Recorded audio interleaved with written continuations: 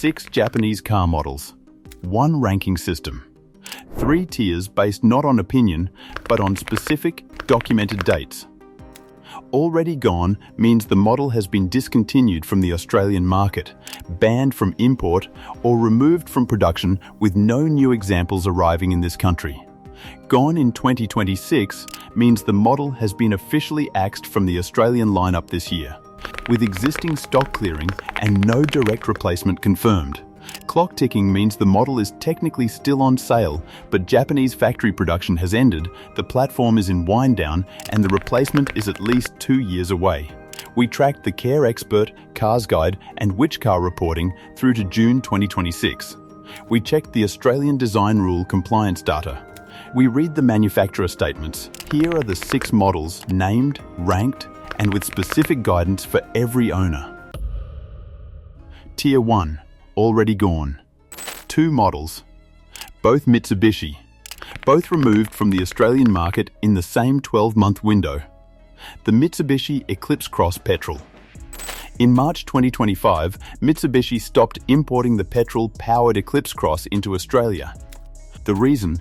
It could not meet the requirements of Australian Design Rule 98 Eclotto, the updated autonomous emergency braking standard that came into force in 2025.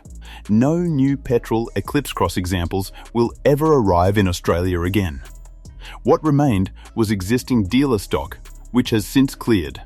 The Eclipse Cross PHEV continues, but the petrol version that was selling 786 units in Australia in 2023 is gone. For Eclipse Cross petrol owners, your car is not going to stop working. Mitsubishi Australia has over 200 dealerships and a 10-year warranty commitment. But you own a model that is no longer being sold new in this country, with no new examples arriving to maintain buyer familiarity or keep dealer investment in the nameplate. The used market for a model the manufacturer cannot sell new is a used market with a ceiling, not a floor. Check your Red Book valuation now and track it every 6 months. The Mitsubishi Pajero Sport, axed from Australia in January 2025. Same regulatory reason as the Eclipse Cross, it could not meet the updated EB requirements under ADR 98 Eclotl.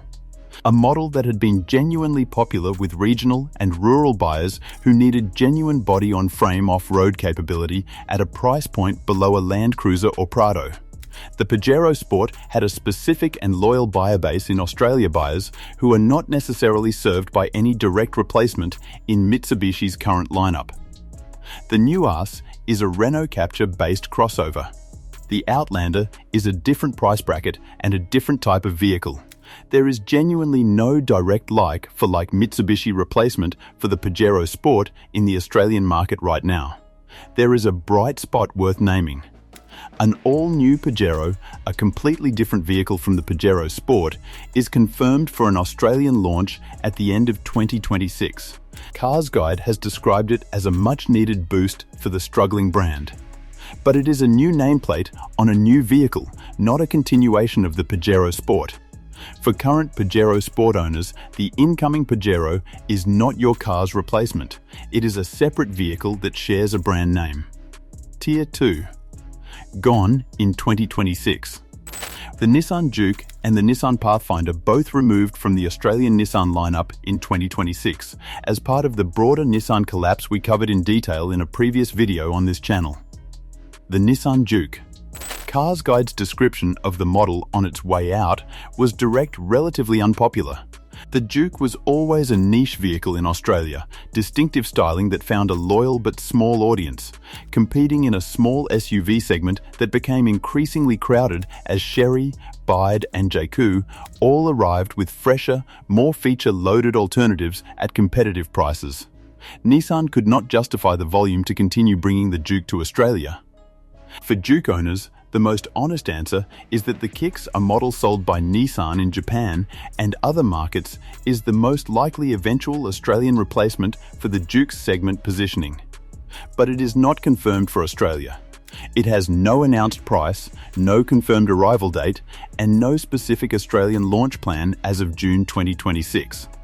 Juke owners considering selling in the next 12 months should note that uncertainty around a replacement creates used value uncertainty. When buyers cannot see a continuation of a nameplate, they price the discontinuation into their offer.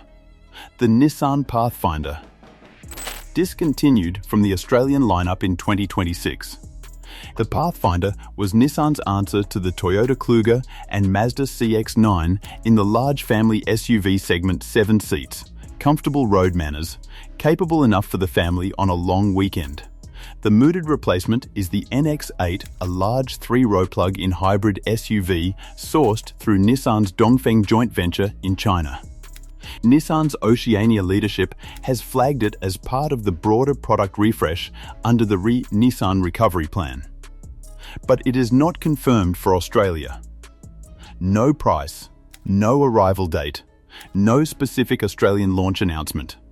Pathfinder owners who bought expecting a natural, like-for-like succession path within the Nissan range currently do not have one.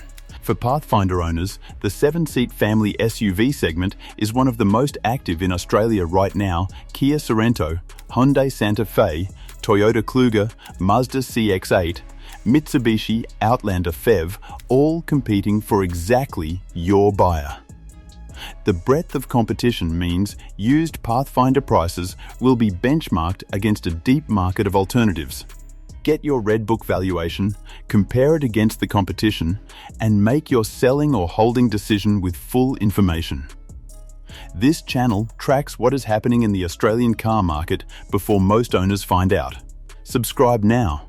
Every video we publish could save you thousands of dollars. Tier 3. Clock ticking. The most important tier for the largest number of Australian buyers, because these two models are still on sale right now, and thousands of Australians are considering purchasing one. But the timeline behind them is shorter than it appears on any dealer floor. The Mazda CX-3 and the Mazda 2. These are the two oldest models in Mazda's entire Australian lineup. Both launched in their current generation in 2014 and 2015 respectively. Both have received facelifts and safety updates over the years, but the underlying platform architecture is 12 years old. Both have been selling in Australia from Japanese factory production for over a decade. In March 2026, Japanese production of the Mazda CX-3 ended. In June 2026, this month, Japanese production of the Mazda 2 is ending. These are not rumors. They are confirmed by Japanese production data reported by CarsGuide and CareExpert and not disputed by Mazda Australia. Here is where Mazda Australia's own statement becomes important because it is accurate and it requires careful reading. Mazda Australia's Managing Director Vinesh Bindi told CareExpert in March 2026 that the CX-3 and Mazda 2 will be in the Australian portfolio this year and next year. He confirmed Australia continues to receive supply from Thailand production. That is true, both cars are still on sale today. But the same conversation confirmed that production of both models in Japan has now ended. The successor, the Vision X compact concept shown at the 2025 Japan Mobility Show, expected to be built in Thailand, is not arriving before 2028 at the earliest. Mazda's CFO Jeff Guyton told CarsGuide in October 2025 that smaller architecture cars are the third priority after the new CX-5 hybrid and the large platform products. Third priority, with the hybrid CX-5 not arriving until 2027. That puts the Mazda 2 and CX-3 replacement in 2028 at the earliest, by which point the current models will be 14 years old in their current generation. What this means practically, you can still buy a new Mazda CX-3 or Mazda 2 in Australia today. Mazda Australia is committed to stocking them for the next 2 years from Thailand supply. But you would be buying a 12-year-old platform from production that has ended in Japan with no successor confirmed until 2028.